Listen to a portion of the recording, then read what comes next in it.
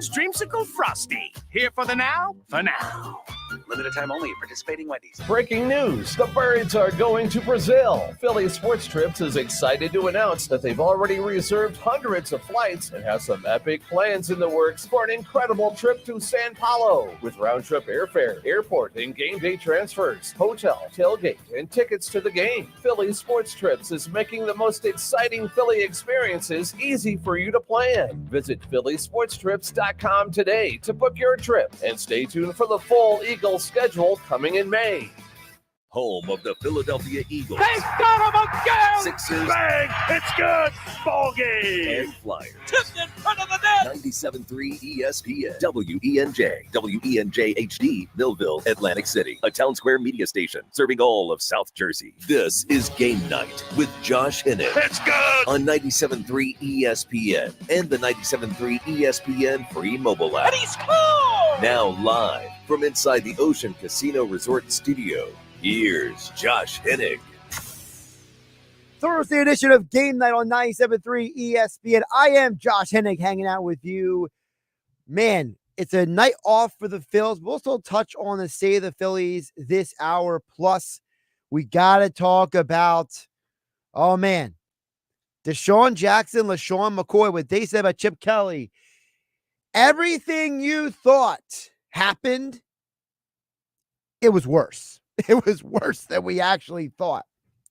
So we'll get into that this hour. Plus, I have some thoughts on, and I agree with Shaquille O'Neal, what he said last night about the NBA MVP. And I'll tell you why Shaq is right this hour. Plus, Keith Law will join us from The Athletic. Keith Law, of course, covers Major League Baseball for years, originally with ESPN, and now he's over there with The Athletic. We'll get into it with him about the Phillies. I want to get his perspective because Keith is a guy who has covered baseball from the minor leagues up. So I'm looking at guys like Alec Boehm, Bryson Stott. I want to know his perspective on some of those guys as well. As always, you guys can join the conversation at 609-403-0973. Your DMs into the 973 ESPN mobile app powered by First Bank of Sea Isle City. All right. So before we get to the Phillies talk, I want to get to this Eagles conversation because what we heard, and I will fully admit, I still have about like 15 minutes to go into LaShawn McCoy and Deshaun Jackson's podcast, the 2510 show, which was only their second episode ever, and they already started dropping these bombs on us.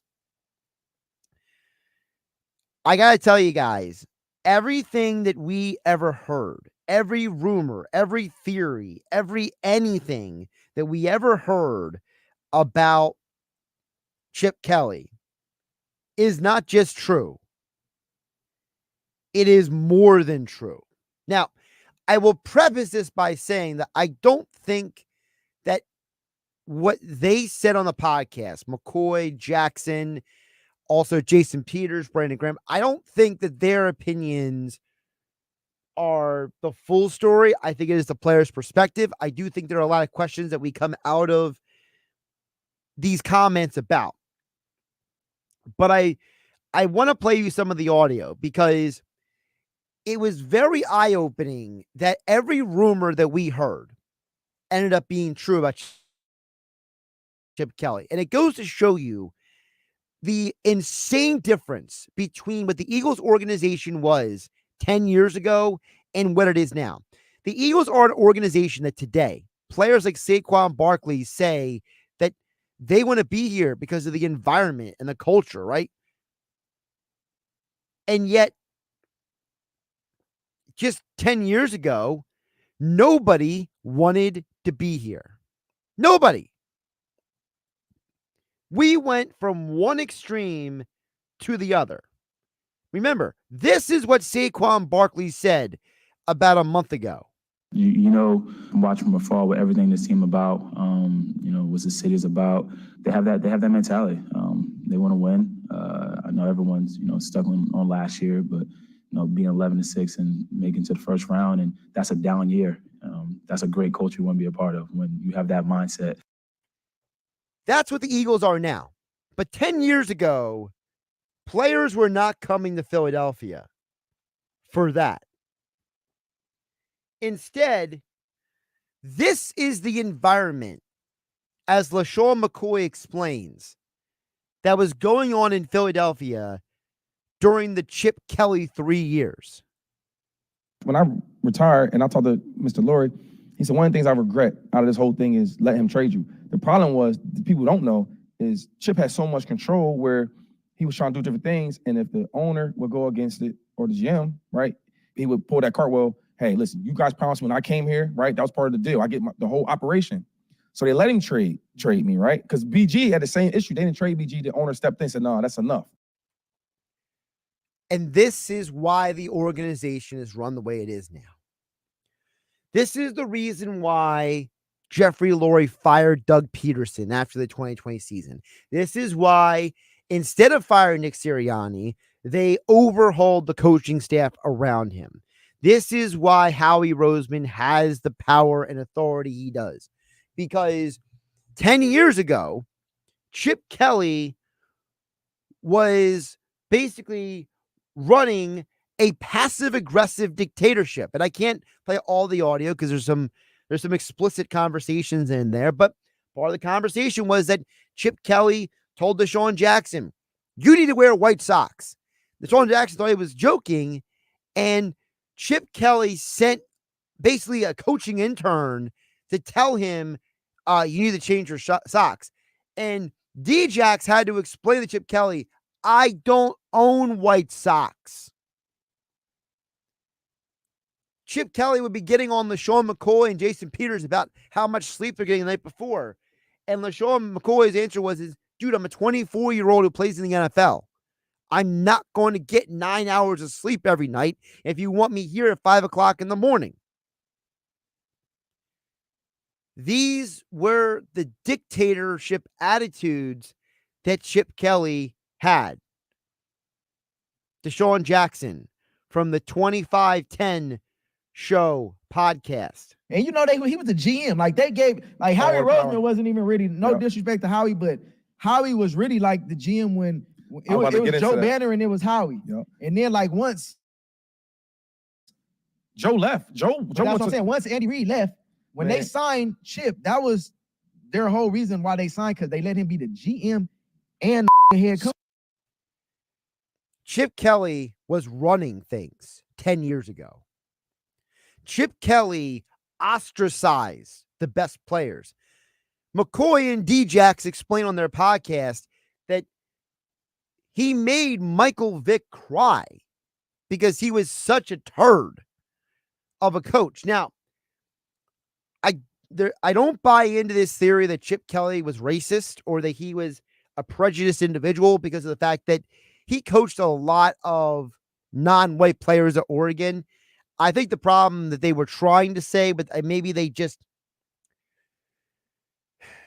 One of the issues you do get into with athletes hosting podcasts, whether it is the Kelseys on New Heights, whether it is McCoy and D-Jax on this new 25 and 10 show, whether it is, Julian Edelman or Chris Long, or like a lot of these players, Micah Parsons, whoever it may be, they're not hosting and co-hosting these shows with people who are going to bring out the best in them in this platform.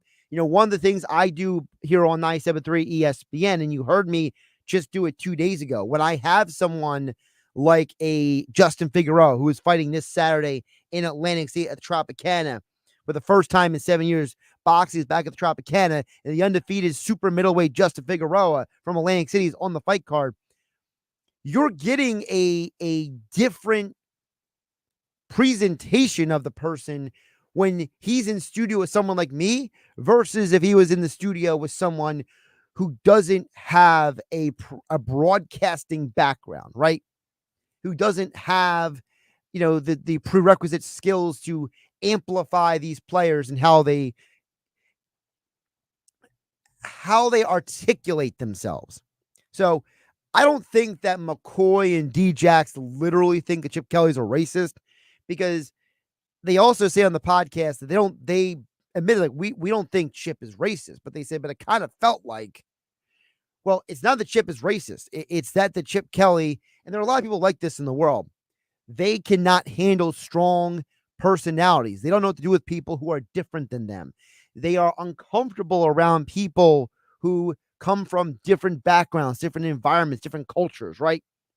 So as a result, they don't know how to mentally and emotionally handle the idea of someone who's different, right? And again, this is the difference. No one has ever said anything bad, players, I should say, about Doug Peterson or Nick Sirianni. But no one has almost anything good to say about Chip Kelly. And by the way, remember when they said, Jason Kelsey said that Chip Kelly was in the broom closet? LaShawn McCoy and Deshaun Jackson explained that wasn't just Jason Kelsey making stuff up. So Howie Roseman, everybody would say today that Howie is the top GM or top 3 GM right now. Yep. He can make the best trades. He does the best contracts. That's what he's doing. When Andy Reid left and Chip Kelly became the man, he put Howie Roseman's desk in a whole nother building with like the marketing team. Mm-hmm. So it'd be disrespectful. You heard Deshaun Jackson at the end, disrespectful. Chip Kelly was so intimidated by Howie Roseman. He was such a passive-aggressive, angry man, so power-hungry. He kicked Howie Roseman out of the football building so nobody could see him or talk to him. LaShawn McCoy continues. I used to love saying, because Howie was so smart. I was like a family to us. I can't wait to see how we talk to him about this player, that player, the draft, et cetera, et cetera, et cetera. Well, that stopped because he moved Howie's desk to a whole other department, so we never could see him. Mm-hmm. It got so bad. It's crazy because how big he is right now. It got so bad for Howie. He wouldn't let Howie come to practice. Mm. Remember, he used to go to all practices and watch us play? Mm-hmm. He could never do it no more. I'm like, this dude wants so much control. And you could argue that experience made Howie, as LaShawn McCoy calls it, if not the best, one of the 3 best general managers of all of football. Howie Roseman was able to build a Super Bowl championship team 2 years after Chip Kelly was fired. He was able to build another roster that got to the Super Bowl 2 years after they fired Doug Peterson. He has only been able to become that person because of what happened with Chip Kelly. Adversity builds character. And Howie Roseman had talked about in interviews how he started talking to other GMs, talking to other sport executives. He wanted to learn how to be a better person at his job. And when the opportunity came for him to be brought back into the football building, he knew he was more equipped and better prepared than ever to do that job. Howie Roseman might not have been the GM he is today if he didn't go through what he went through with Chip Kelly. It's something to think about when we talk about the Eagles moving forward. Sometimes in life, you got to go through something in order to be somebody.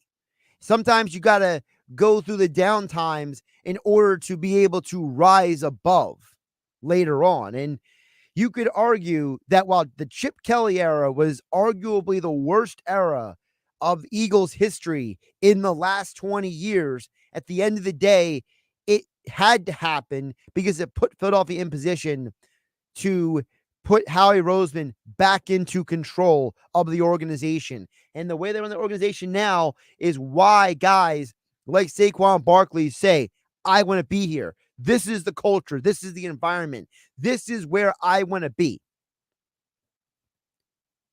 And while we can question a lot of things moving forward, at the end of the day, Howie Roseman and the Eagles came out the other side of the Chip Kelly fiasco much better.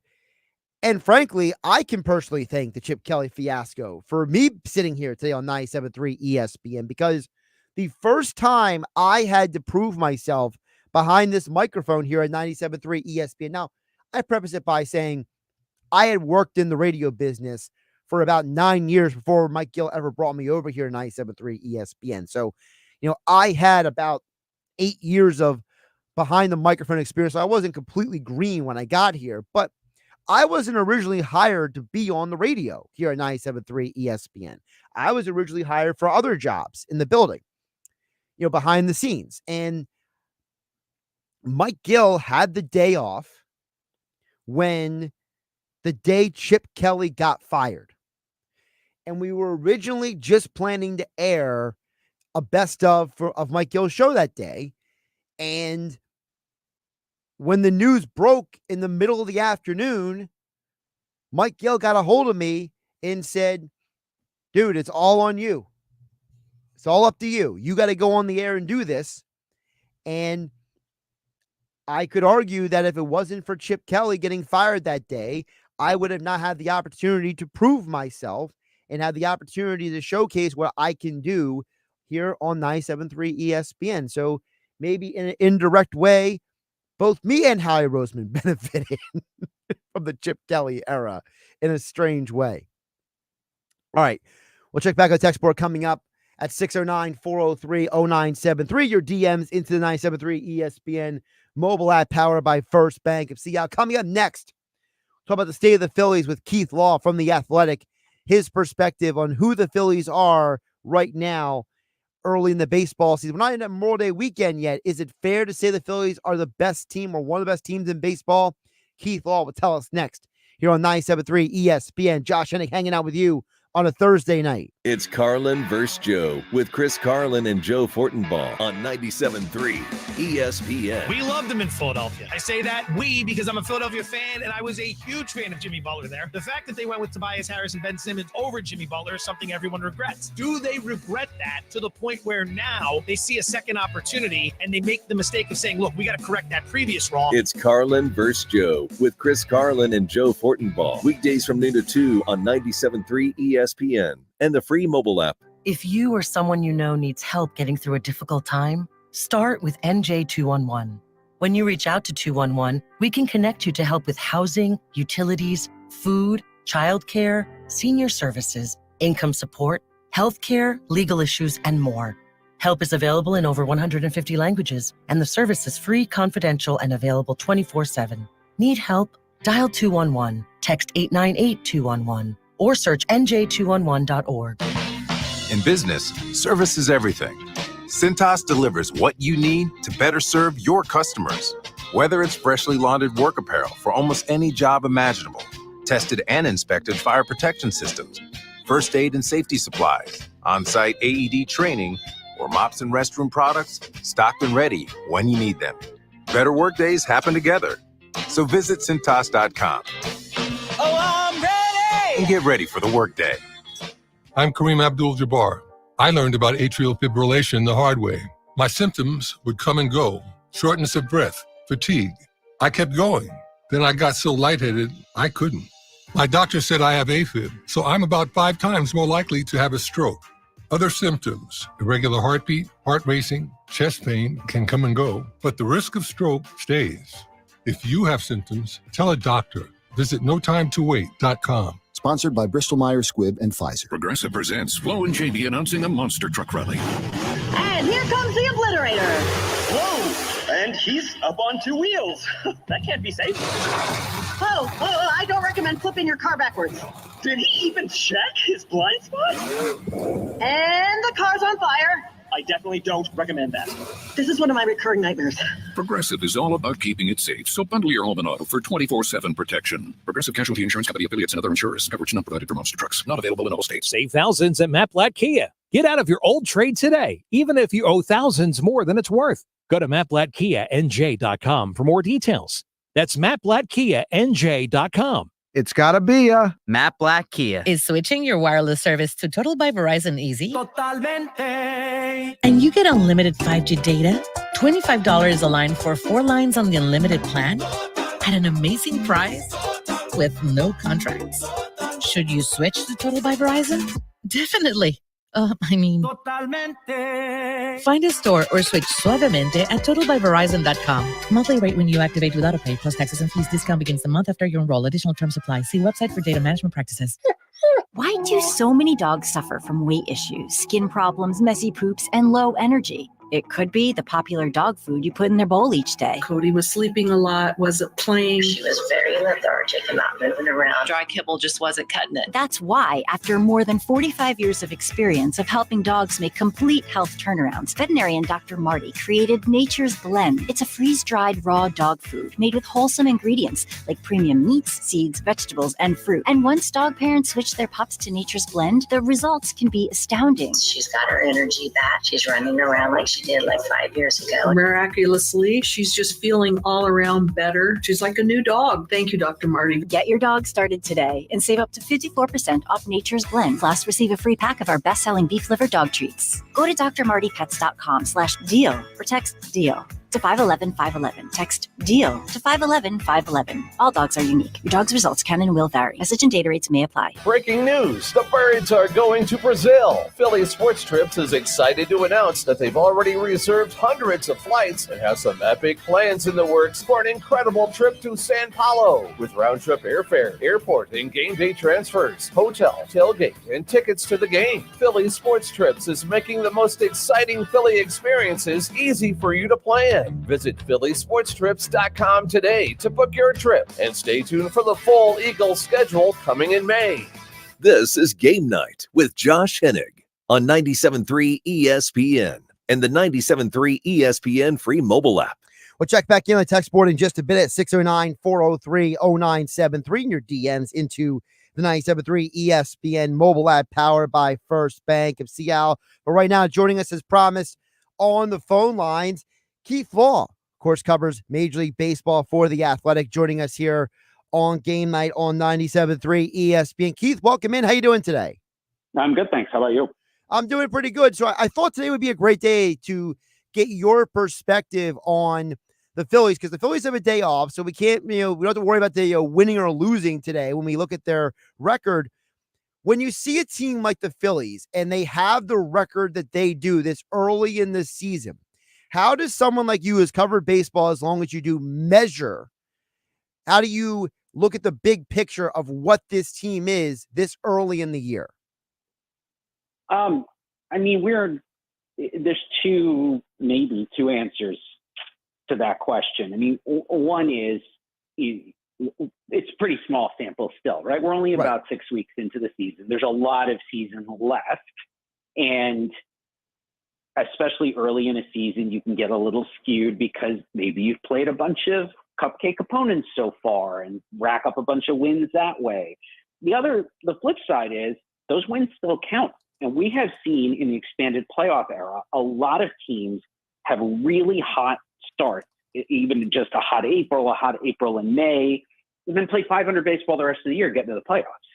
So those wins still count. They're in the bank. It's not really a question of whether you deserved them or whether are you actually that good of a team. Doesn't matter. Those wins are still there.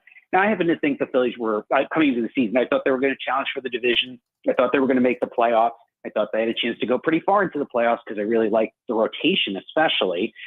And I think that's generally borne out. And you're really seeing the rotation depth. The fact that Spencer Turnbull's pitched as well as he has, and they're scrambling to find ways to get him more starts, I think really tells you what good shape they're in, especially in terms of their pitching depth. You mentioned the pitching. I want to get your perspective on, before we get to Rangers, because you mentioned him, I want to ask you about Zach Wheeler, because he has had his best years in Philadelphia in his 30s. And it's such an odd thing because usually guys don't hit their best years in their early to mid 30s. It's usually in their late 20s. So what is your perspective on Wheeler? I think I'm not sure I totally agree with the sentiment that it's usually late 20s. That's true for hitters. But for pitchers, we see a lot of variation. Look, a lot of pitchers are at their best their first couple of years, and then they fade out. And a lot depends on how much they're pitched, but a ton depends on how they work. And I think the thing that has set Wheeler apart, if you watch him, I saw Wheeler in high school for the first time. I think that's 15 years ago now. Wheeler has remade himself almost like a process of continuous improvement where he's always been good, but he keeps changing how he's doing it. He still has incredible power, but the way he's pitching would work even if he were throwing 3 or 4 miles an hour slower. He is really a very complete pitcher, who happens to marry that with incredible power to his stuff. And that is something that makes you elite, right? That is the Justin Verlanders. That's the Max Scherzers. Those guys threw super hard, but they also really pitched, and they had multiple weapons, and they had command, and they had feel, and they knew how to set guys up.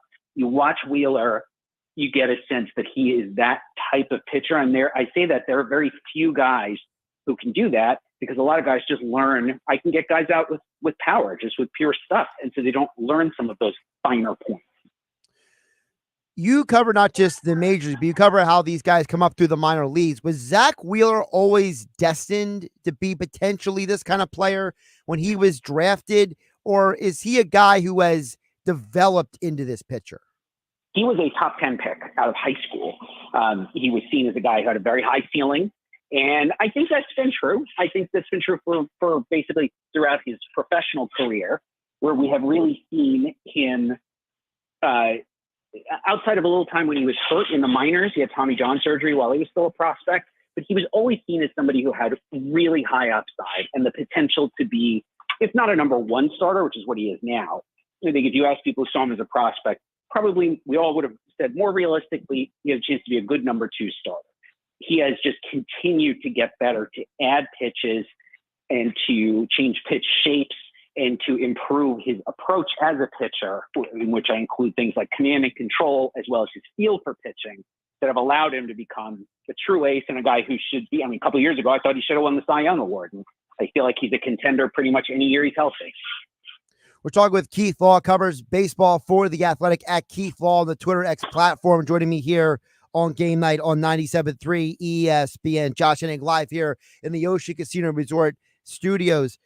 Keith, you mentioned Ranger Suarez. A lot of Philly fans love Ranger for a variety of reasons. They love his personality. They love his clutch pitching in the postseason. But this is the first time he's really pitched from the beginning of a season. Even last year, he missed basically the first month of the year due to an injury. So what have you seen from Ranger Suarez that has impressed you the most?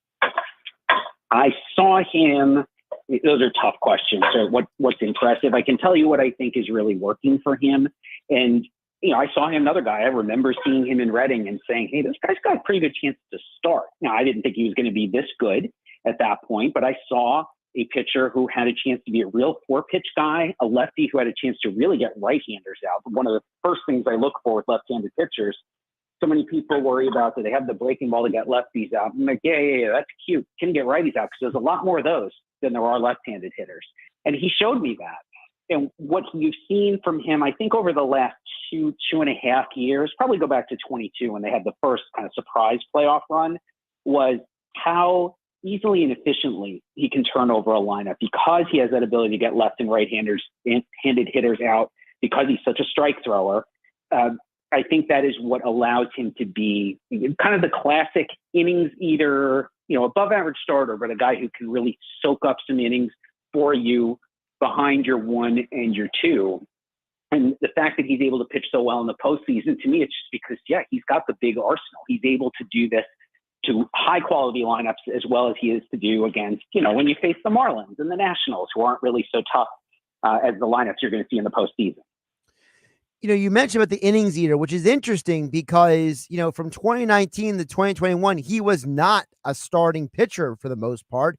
I mean, you go back to 2021, I think he had 4 saves that year in 2021. So how does a guy, maybe not Leo, just in general, if you could explain to the audience, how does a guy go from being someone who's not a starting pitcher to being an innings eater, as you described Ranger as now? I think he's always had the durability. I mean, he has had his injuries. He's not had the major injury, obviously, that a lot of other pitchers have had, or the series of injuries. Think of poor Sixto Sanchez, who they traded to get JT Realmuto and has barely been able to get on the mound the last 4 years.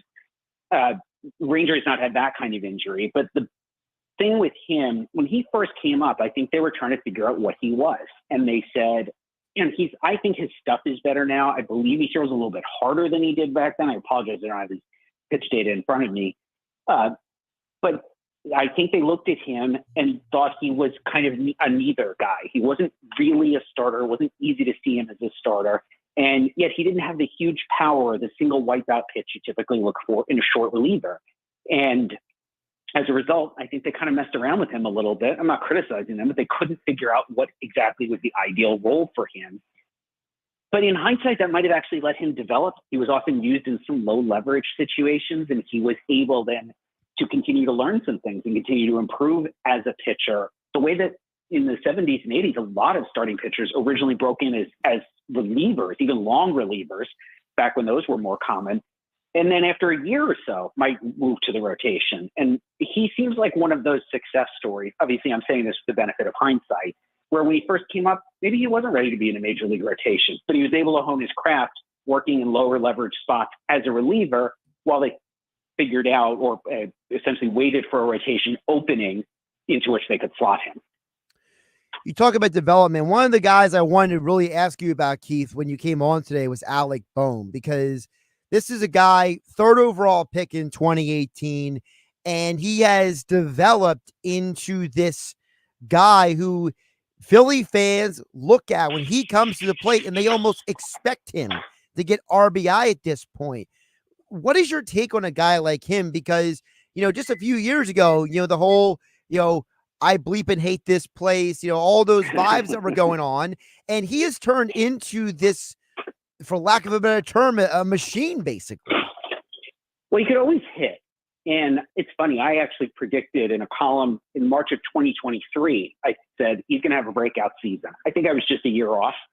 He was good last season, but nowhere near as good as he's been so far this year.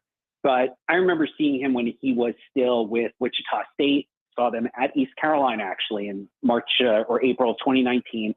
And it was, the immediate reaction was, he can hit. He's just going to hit. Now, we disagreed a little bit on the power. And I think I was with the consensus that he was probably going to end up at first base because his defense was not very good at third back then. But we all thought he would hit.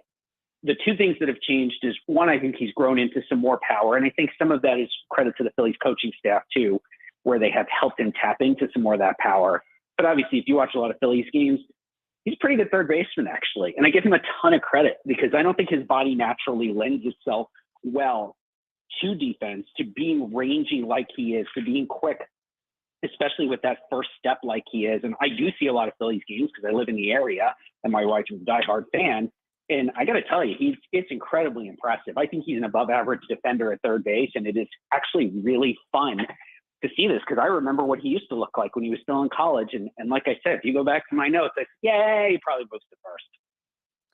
It's funny you mentioned that because you're right. His defense has improved exponentially, from what it was when it wasn't horrible when he first came up, but he just was nowhere as you mentioned the range, but also just I remember the one throw he had, I think it was last week, where he had a perfect one hop to Bryce Harper. And it was just like it's small little elements like that I think people overlook because they don't realize how important getting that one hop is to first base or setting your feet and throwing. Yeah, that's, to me, he has improved some of the fundamentals, like what you're talking about. And you can teach that, right? I mean, I have a lot of time in the industry. I used to work for a front office like that. Those are things you can work on. And often players don't get a lot of that when they're amateurs. Sometimes they don't get a lot of work on that until they get to the majors. What is harder for me to anticipate, going back to what I thought of Bohm when I first saw him in college, and I saw him again at least once on his way up through the Philly system, is him getting quicker with the first step. That's a quickness issue rather than just a skill or an instinct or an game awareness. It's different than that. It is him becoming quicker. That's a harder thing to do. And you have to give a lot of credit to the player in that situation because I don't think that's easy. And a lot of guys never do manage to make that adjustment. He has, and it's what has allowed him, first of all, allowed him to be an above average third baseman. And also imagine the logjam if he was bad enough that they were like, well, we got to move this guy to first. Well, you already have a bunch of first base, DH, left field types on this roster. They don't have enough spots for everybody. Talking with Keith Law from The Athletic at Keith Law on the Twitter X platform, and joining me here on Game Night on 97.3 ESPN. Keith, another guy I want to pick your brain about is Brandon Marsh because, when the Phillies first acquired him, Philly fans were just happy that they got a legitimate center fielder, right? The vibe in the town was the idea of, oh, we're improving the defense finally, right? And now you're looking at a guy like Marsh, and you're starting to see a little more of the bat in the last couple years. What do you think of how his hitting has developed, and what is his real potential? I think you're seeing it. I think this is probably the ceiling for him. Obviously, he's 26. He's probably about an age where, I'm thinking last year, this year combined. I'm not just talking about the small sample of this year, where it's always going to be kind of high strikeouts. He's got maybe average, maybe a little bit below average power, but that he's going to have a lot of extra base power. It's not going to be a lot of over the fence power. It can really run. He can obviously play the heck out of center field.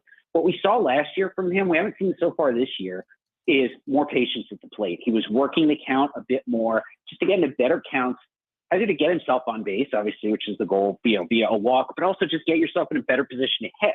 We haven't seen that so far from him this year. I do think he'll get back closer to the player that he was last year. I always feel like if you show that kind of patience over the course of a whole season, it's not gone. It is a surprise when somebody shows that kind of skill and then doesn't maintain it going forward. So I do have some hope that that'll be back. I don't think there's more. I don't think there's yet another gear beyond what you saw from him over the course of last season. Right now, the Philadelphia Phillies have 26 wins on the year. So do the Los Angeles Dodgers. Phillies up right now, and the Braves in the NL East. For you, Keith, how do the Phillies stack up against the Braves and the Dodgers? Well, they're not close to the Dodgers because nobody is. I don't think anybody can match the Dodgers, particularly the offense. And I think you saw in the postseason last year, the Phillies offense, as strong as it can look at times when they face really good pitching, especially pitchers where Arizona they out-scouted the Phillies in that series last year. They had a great plan for getting the Phillies hitters out. They executed. Those guys did not make a lot of adjustments. That Dodgers lineup to me is just much, much stronger.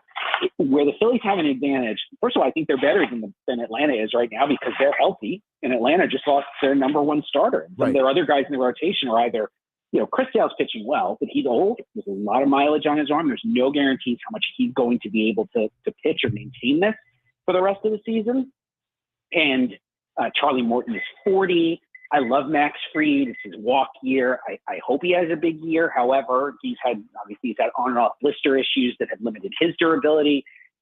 They're not the same team that they were a year or two ago. So I do like the Phillies to end up winning this division. I think on paper they are not as good as the Dodgers are, but so what? The Phillies have knocked off a lot of ostensibly superior teams in the postseason the last couple of years. You mentioned, if I can go back, you mentioned about how the Diamondbacks, how well they scouted and how their pitching neutralized the Phillies. For you, is there a pitching staff in the National League that could replicate what the Diamondbacks did last year? Oh, I think a lot of them could. I think the Dodgers could. I think the Cubs could. I think the Cubs pitching staff is pretty underrated at this point. I think the Brewers probably could, although their starting rotation isn't as good. They have a very effective bullpen, and they have been there. They do a tremendous job from their front office preparing the pitching staff for each series.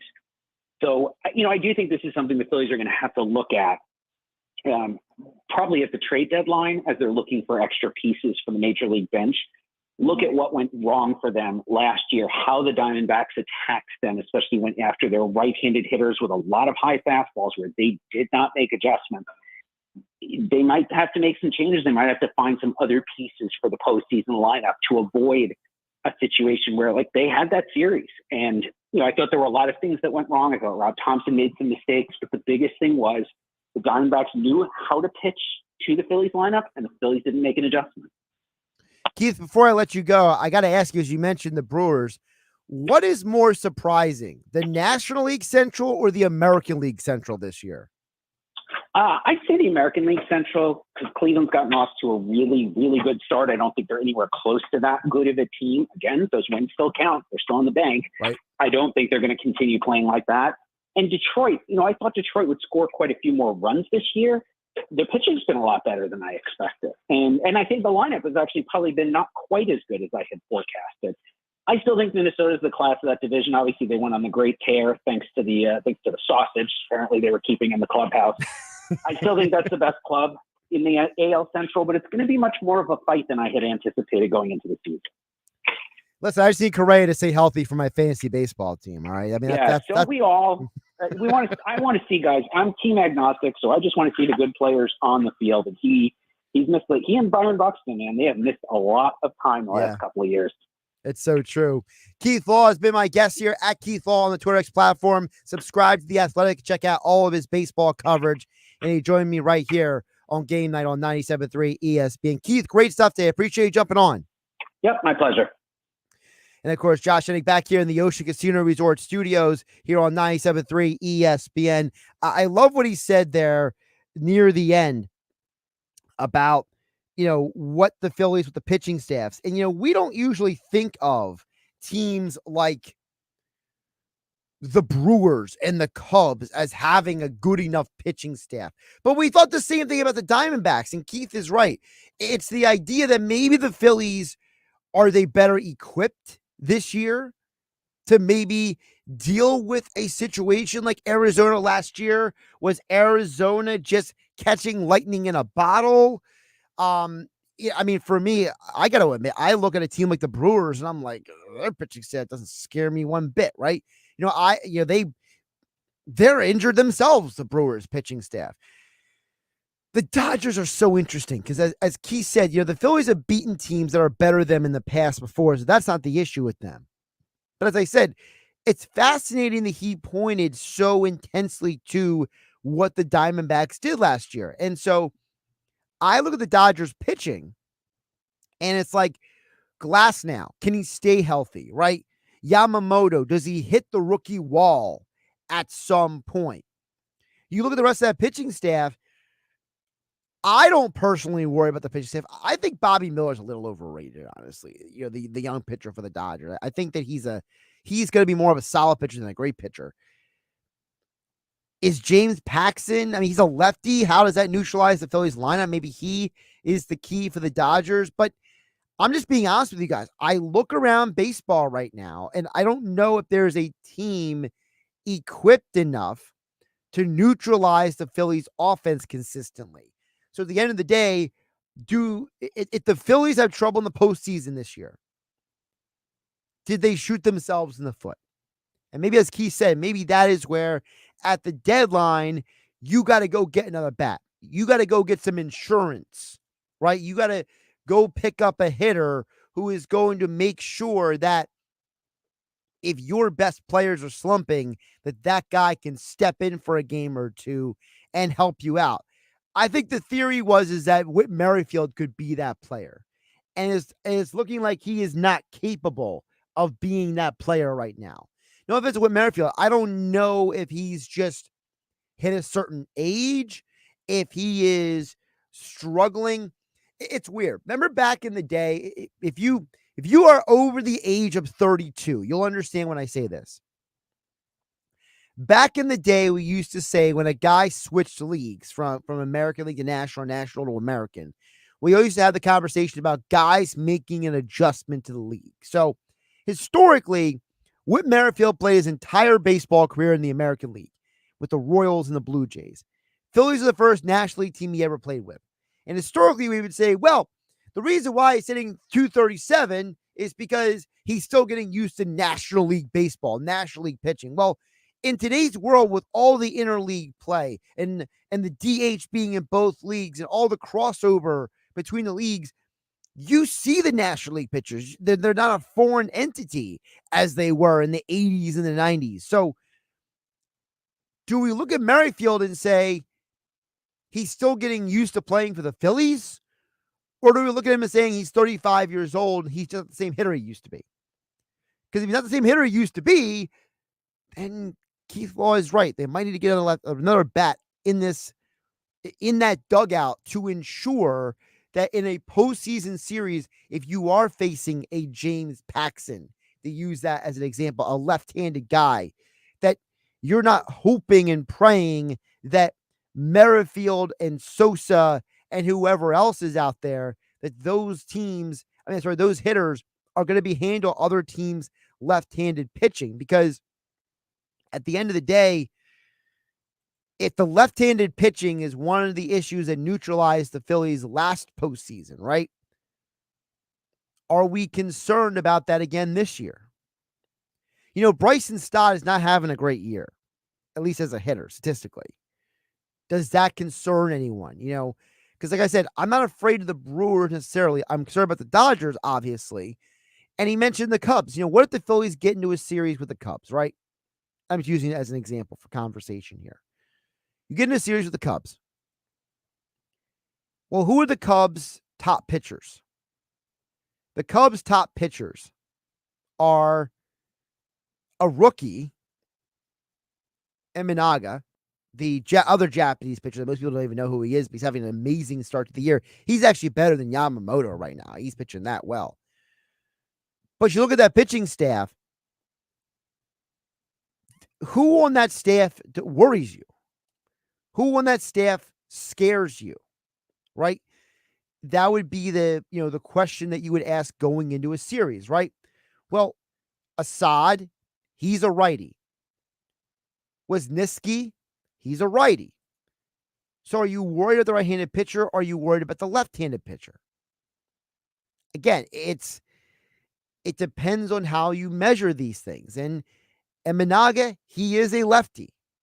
So do we go into the postseason worrying that if we have to lean on a lineup without a Bryson Stott and against a left-handed hitter, are we concerned? That's right, left-handed pitcher.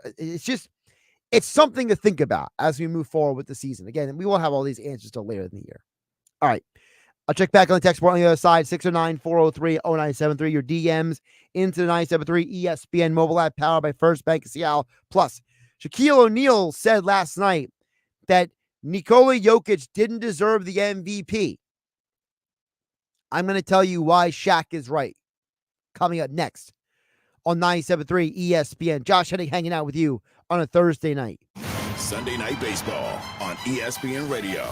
Heated National League East rivals go head-to-head at Citi Field. Ronald Acuna Jr. with a foul. Ronald Acuna Jr. and the Atlanta Braves face Pete Alonso and the New York Mets. A three-run homer for Pete Alonso. The Braves at the Mets on Sunday Night Baseball.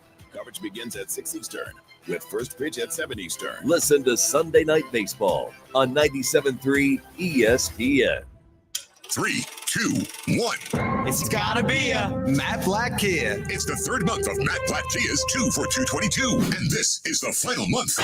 2 new Kias for $222. Brand new 2024 Kia Forte. Just $111 per month lease. With 0 security deposit. And just $39.95 due at signing. With a price like that, why not get 2 for $222? Have a job clearing $450 per week? We want to approve you today. With 0 down. And pay just 1.9% for 48 months on every clearly marked new Kia Sportage in stock. Or drive home 2 Kia Fortes for $222. It's gotta be a Matt Blatt Kia. With approved credit, 24 Sportage, $21.65 per thousand. Not all will qualify. Credit may affect down payment. Offers can't be combined. Go to mattblattkianj.com for complete details or 888-505-6670. Price includes all costs to be paid by consumer, except for licensing, registration, and taxes. Through KNF, 24 months, $111 per month, 10,000 miles per year. Rebates and incentives to dealer. Expires 6/2/24. Matt Blatt Kia, 6211 Black Horse Pike, Egg Harbor Township, and on Route 37 in Toms River. Did you know that feeling sluggish or weighed down could be a sign that your digestive system isn't working at its best? Taking Metamucil every day can help.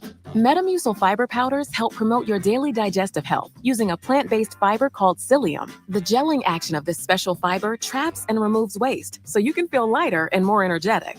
Metamucil, promoting digestive health for a better you. Learn more at metamucil.com. These statements have not been evaluated by the Food and Drug Administration. These products are not intended to diagnose, treat, cure, or prevent any disease. It's time to treat your home and your feet to new carpet. The Home Depot has an offer for you. For a limited time, you can get 10% off select Home Decorators Collection carpet, and installation by licensed providers is included. Offer valid May 9th through May 26, 2024. Receive 10% off select Home Decorators Collection special order carpet and installation. Installation included with qualifying purchase. Exclusions apply. For licenses, see homedepot.com/license numbers. Are you ready to smell better naked? I'm Dr. Shannon Klingman, the OBGYN creator of Lumi, the whole body deodorant that's clinically proven to control odor for 72 hours on pits, feet, privates, and beyond. It's pH optimized to safely and effectively control odor anywhere you have it, but wish you didn't. Plus, it's proven to work better than a shower with soap alone. Whether you shower twice a day or 3 times a week, Lumi works better.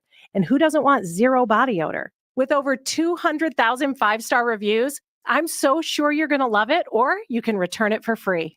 There's a special offer for listeners. Use code 500 and get 15% off your first purchase with code 500, like the Lumi Starter Pack, Acidified Body Wash, or new Lumi Plus Sweat Control. That's LUME deodorant.com, code 500 for 15% off your first purchase. Love it or return it for free. That's LUME deodorant.com, code 500 to save 15% today. Is switching your wireless service to Total by Verizon easy? Totalmente. And you get unlimited 5G data, $25 a line for 4 lines on the unlimited plan, at an amazing price with no contracts. Should you switch to Total by Verizon? Definitely. Totalmente. Find a store or switch suavemente at totalbyverizon.com. Monthly rate when you activate without a pay plus taxes and fees. Discount begins the month after you enroll. Additional terms apply. See website for data management practices. A healthy weight, more energy, and smooth, regular bowel movements. 3 things everyone strives for. It's me, Chuck Norris. There's one really important thing we don't talk about enough: our health. Achy joints, digestive issues, weight gain, and fatigue. We are told these are normal signs of aging. So working with a team of health experts, we came up with Morning Kick.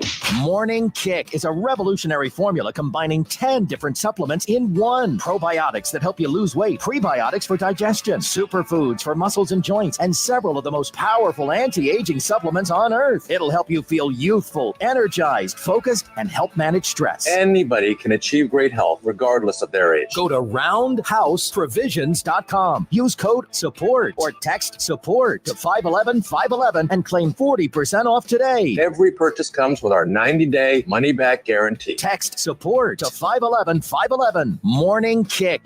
These statements have not been evaluated by the FDA. This product is not intended to diagnose, treat, cure, or prevent any disease. Tax fees may apply. If you're looking for the most epic place on earth, let's start at the base of a massive waterfall. Then trek through the thick jungle. Then climb to the peak of a snowy mountaintop. Then once you get there, keep going. Because with intelligent 4x4 and 7 drive modes and a Nissan Pathfinder, the search is the real adventure. Available feature. Intelligent 4x4 cannot prevent collisions or provide enhanced traction in all conditions. Always monitor traffic and weather conditions. Why do so many dogs suffer from weight issues, skin problems, messy poops, and low energy? It could be the popular dog food you put in their bowl each day. Cody was sleeping a lot, wasn't playing. She was very lethargic and not moving around. Dry kibble just wasn't cutting it. That's why, after more than 45 years of experience of helping dogs make complete health turnarounds, veterinarian Dr. Marty created Nature's Blend. It's a freeze-dried raw dog food made with wholesome ingredients like premium meats, seeds, vegetables, and fruit. And once dog parents switch their pups to Nature's Blend, the results can be astounding. She's got her energy back. She's running around like she did like 5 years ago. Miraculously, she's just feeling all around better. She's like a new dog. Thank you, Dr. Marty. Get your dog started today and save up to 54% off Nature's Blend. Plus, receive a free pack of our best-selling beef liver dog treats. Go to drmartypets.com/deal or text DEAL to 511-511. Text DEAL to 511-511. All dogs are unique. Your dog's results can and will vary. Message and data rates may apply. The seafood, extraordinary. The value, tremendous. The sunsets, on the house. Yuri's Waterfront Restaurant is open weekends. Dine indoors or on the deck overlooking the bay. The Phillies are always on at Yuri's. Watch the game and enjoy daily food and drink specials, including all-you-can-eat crabs, backed by popular demand. Next door to Yuri's is the Boathouse Restaurant. 2 great ways to experience the Jersey Shore's best waterfront dining. Yuri's and the Boathouse at the foot of the bridge in Wildwood. Now, more Game Night with Josh Hennick on 97.3 ESPN and on the 97.3 ESPN free mobile app, powered by First Bank of Sea Isle City. Before we wrap up the hour, I want to touch on a couple things before we get out of here. I mentioned about what Shaquille O'Neal said. For those who didn't see, Shaquille O'Neal last night basically said that he didn't think Jokic deserved the MVP. And he said it to Jokic, by the way, which was kind of like people were like cringing over that. But I got to tell you, he's 100% right. And here's why. I tweeted this at Josh Hennig on the Twitter X platform, and I'll elaborate on it here. Just because Jokic received 79 first place votes doesn't mean he is MVP. I've had this argument over the years with a lot of people. MVP stands for most valuable player. Jokic was not the most valuable player this year. His team could have won games and made the postseason if it was just Jamal Murray, Aaron Gordon, and Michael Porter for the entire 82, and Jokic only played half of those games.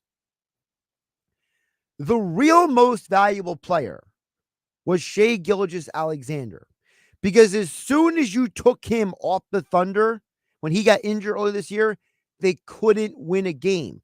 They almost lost a top seed in the postseason because they were so lost without SGA that they couldn't win games without him. Shai Gilgeous-Alexander is the most valuable player because he was more valuable than anyone else in the league to his team. You take Luka off the Mavericks, they still have Kyrie. You take Giannis Antetokounmpo off of the Bucks, they still have Damian Lillard. Shai Gilgeous-Alexander was the MVP, but 79 voters voted for the most outstanding player. Did Jokic have a great year? Yes. Statistically, he had an amazing year. But people voted for the most outstanding player, the guy with the best stats. They didn't vote for MVP. Only 15 people had the guts, had the stones, had the real belief in what this award is supposed to be about. And until people have willing to have an honest conversation about what MVP is supposed to mean, we are going to have people like Jokic who looked bored out of his mind that he won MVP. You know how much it would have meant to Shai Gilgeous-Alexander and his team for him to win that award? It means nothing to Jokic at this point.